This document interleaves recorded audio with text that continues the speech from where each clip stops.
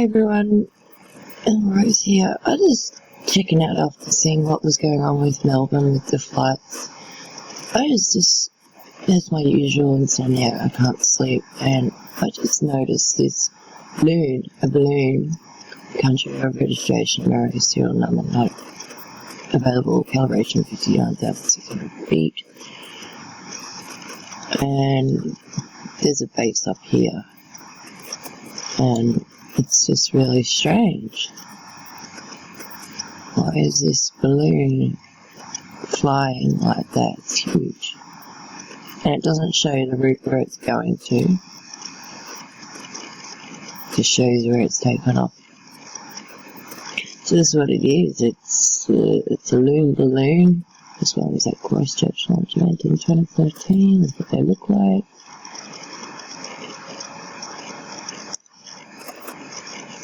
Alphabet, wow, not the Alphabet company, hey?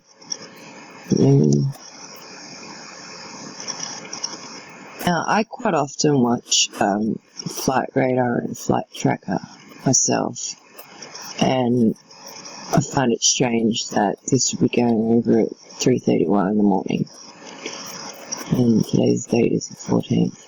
Okay, so Loon LLC is Alphabet Inc. American, so Google.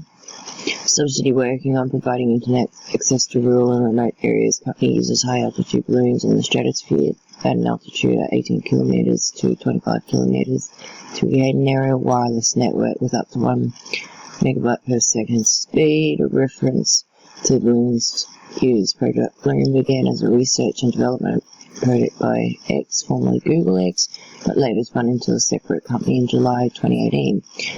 Balloons are maneuvered by adjusting their altitude in the stratosphere to float to a wind layer.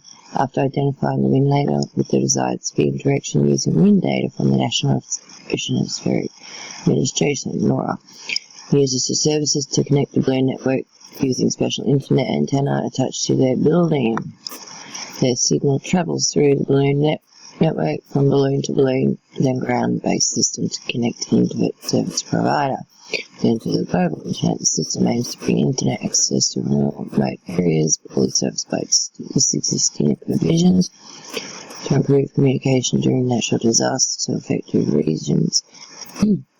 Key people involved in the project include Rich DeVell, Chief Technical Architect, who is also an expert on wearable technology. Matt Cassidy, a project leader, and Cyrus Bahenzi, sorry for saying that wrong, a network telecommunication lead. Balloons uses patch antennas, which are directional antennas, and transmit signals to the ground stations for LTE info users. Some smartphones with Google SIM cards can use Google Internet services. The whole infrastructure is based on LTE, the eNodeB component, equivalent of a base station that talks directly to the handset, is carried in the balloon. 2008, Google considered contracting with or acquiring Space Data Corp, a company that sends balloon carrying small base stations about 20 miles, 8 kilometers, 2 kilometers up the air, providing connectivity to truckers or companies in the southern United States, but didn't do so. So, unofficial development of the project began in 2011 under incubation of Google X with a series of trial runs in California and Central Valley. The project was officially announced on the Google project on June 14, 2013, and June 16, 2013, Google began a pilot experiment in New Zealand, where about 30 balloons were launched in coordination with the Civil Aviation Authority from the Pipco area of South Island. About 50 users around Christchurch and Canterbury region tested connections with their own network using special antennas. After this trial, Google plans to sending up 300 balloons around the world at the 40th parallel that would provide coverage to New Zealand, Australia, Chile, Argentina. Google hopes to eventually have thousands of balloons flying in the stratosphere. I wonder if these work with those Starlink satellites. May 2014, Google Laboratories found AstroTeller. What a name, AstroTeller. Yeah. Announced that other than negotiate a section of bandwidth that was free for them worldwide, they would then instead become a temporary base station that could be leased by mobile operators of the country if it was crossing over. This was based on work done done by Access Field Development Director Kai Wolf, who was involved in 500 broadband rollouts in the emerging markets in the early 2000s. So this is where it is currently at the moment.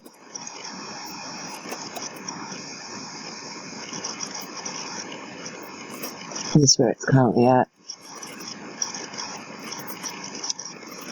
And there's hardly anyone living up in this area. This area is very remote. And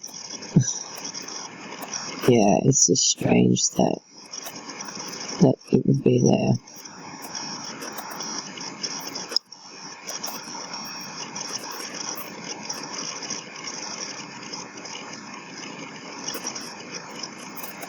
And for the people that are saying why their planes in and out of the country, it could be for you know, like your parcel, the airmail packages. That's probably why.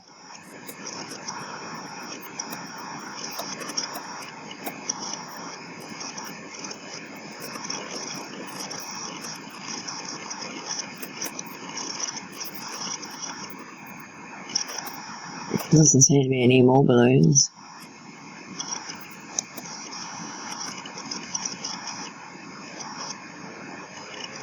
Very strange that little aircraft be flying like that at this hour.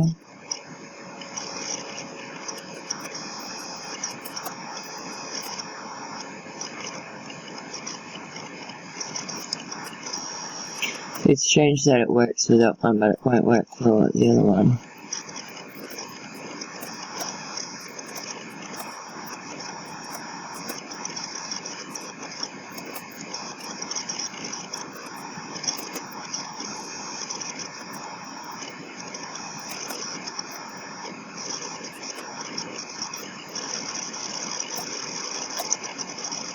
I'm pretty sure there's a base up around here, from memory, it says. Of course you wouldn't see it.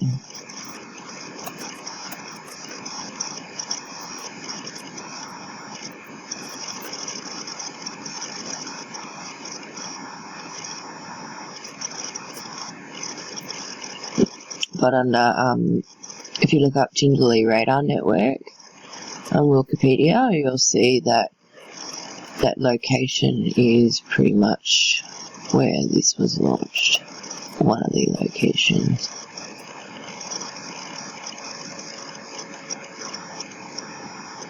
So I'll keep reading here.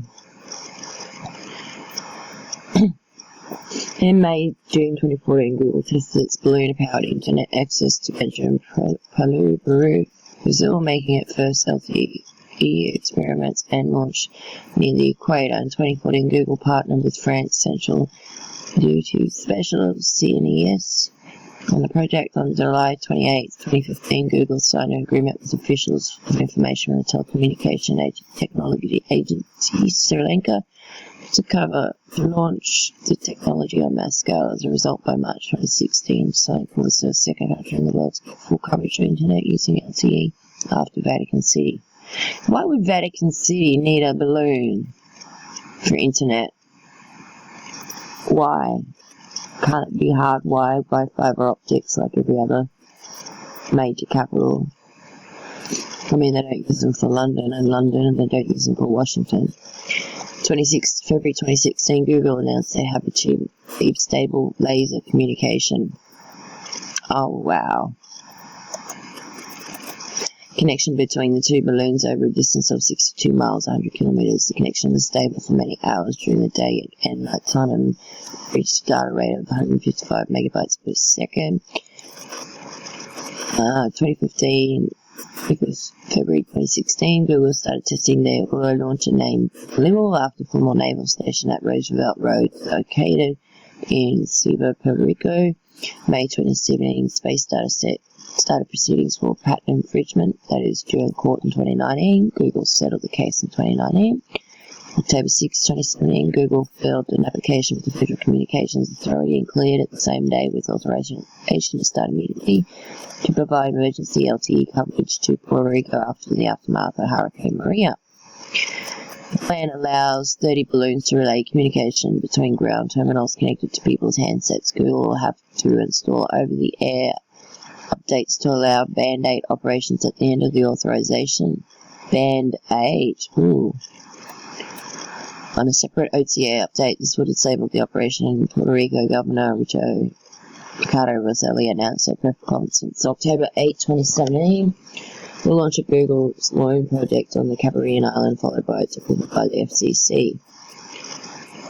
On October 9, 2017, multiple balloons were spotted near Puerto Rico by Flight Radar 2019. The same month, it was reported that the project was spun off into its own company, Loon Inc. However, it was clarified that it was still renamed as Project X until July 2018. On November, sorry, let's just check and see if it was taken off the map. It's this one here, Fire Airlines, Bangkok City.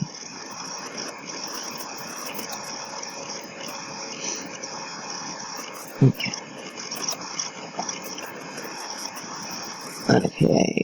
It was reported Google had launched several balloons from Nevada and positioned them over Puerto Rico as part of an effort to bring 300,000 people online. July 7, 2018, ex-Google's R&D facility announced that Loon was graduating to becoming Alphabet subsidiary in its own right rather than Project X as part of the special commercial agreement with Telecom Kenya. Loon had pledged to bring internet access to some of Kenya's most inaccessible regions to live in 2019. April 26, 2019, they formed a partnership receiving funding from SoftBank, Japanese multinational. Loon deploys its high-altitude balloon network in the stratosphere between altitudes 18 to 25 kilometers. The company states that the particular altitude of layout of the stratosphere is advantageous for the balloons because of its low lead speeds, which are usually recorded between 5 miles and 20 miles, 10 to 30 kilometers an hour. The layers also minimal turbulence. The company says it's able to model the seasonal longitude and latitude wind speed variations, allowing it to adjust the placements of the balloon. Loon claims it can control the latitude and longitude position of the high-altitude balloons by changing their altitude. They do this by adjusting the volume and density of internal gas, which is composed of either helium, hydrogen, or other lighter-than-air compound, which allows the balloon's variable buoyancy system to control altitude. Additionally, Google has indicated that the balloons are possibly constructed of materials like metabolized matter or bio-peat, a highly flexible latex rubber material like chloroprene. Initially, the balloons can communicate using unlicensed 2.4 and 5.8 GHz ISM bands. Unlicensed.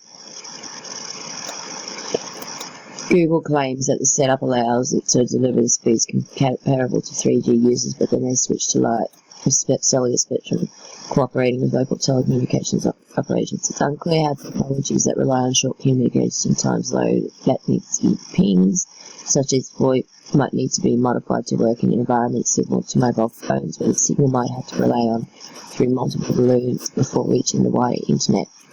Google experimented with laser communication technology to interconnect the balloons at high altitude and achieve a data rate of 155 megabytes per second over a distance of 100 kilometers. The first person to connect and receive internet from one of the Loon balloons was Charles Nimmo, a farmer and entrepreneur in Western New Zealand. Nimmo was one of the 50 people in the area around Christchurch who agreed to be a pilot tester for Loon. The New Zealand farmer lived in a rural location and was unable to get broadband access to the internet. The town's residents used satellite internet service in 2009, but found a service that could cost up to $1,000 a month. Locals participating in the testing were not made aware of the details other than the potentially ability to deliver internet connectivity, but allowed the project workers to attach a basketball-sized receiver resembling a giant red party balloon to the outside wall of their property in order to connect the network. Technology designed in the project could allow countries to avoid using expensive fiber optic cables that would have to be installed underground to allow users to connect the internet.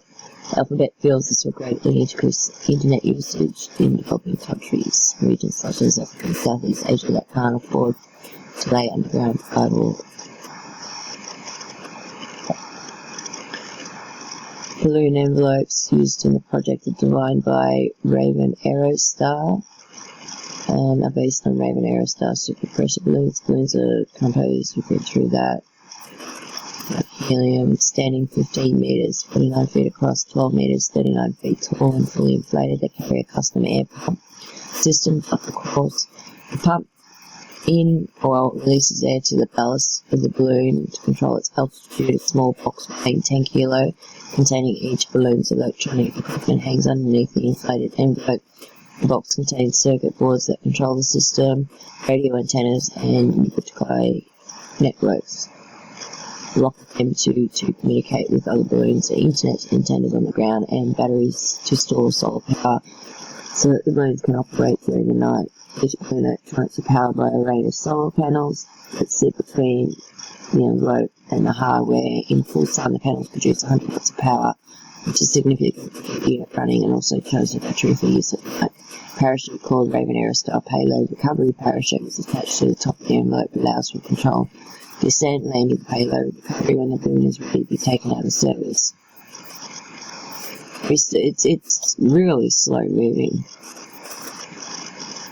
I'm very interested to see where it goes because, you know, there's not many people living in this region, and it's just weird that they would have it out like this.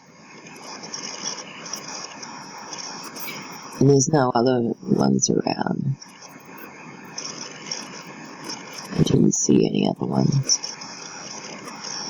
Not within 100 kilometers. It's really strange that you see a lot of these recently where no information is given at all about these aircrafts. Very strange. They took off from Mansfield Airport.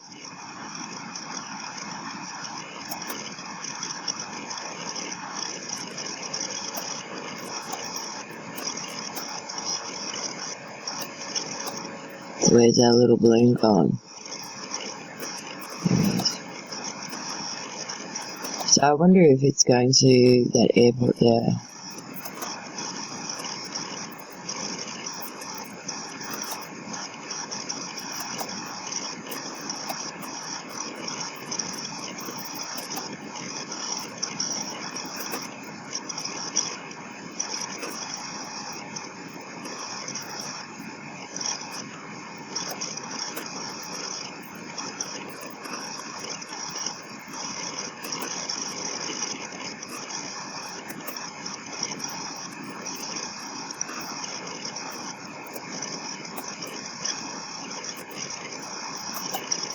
When I came back to the page before, it kicked me off and said I only had 30 minutes, and then it refreshed and I couldn't find it. So, okay. So we read about this. It's got a parachute that deploys. Balloons have a typical maximum life of about 100 days. The balloon proclaims its tweak design. Their balloons stay aloft closer to 200 days. Prototype ground stations use ubiquitous networks, rocket M5 radio, and custom patch antenna to connect the balloons at a height of 20 kilometers. Some reports have called Google's project the Google Balloon Internet. Balloons are equipped with automatic dependent surveillance broadcasts so they can be publicly tracked along with other balloons with the full sign here. Incidents. On May 29, it crashed into power lines in Washington. New Zealand officials briefly scanned emergency services when a balloon came down. South Africa farmer found a crashed balloon. Balloon crashed in a field near Bragg City, Missouri. Balloon crashed in a field near front lawn residence, Rancho Hills, California. Crashed in the tea-growing area of Sri Lanka. Crashed and landed on a farm, Dundee, South Africa.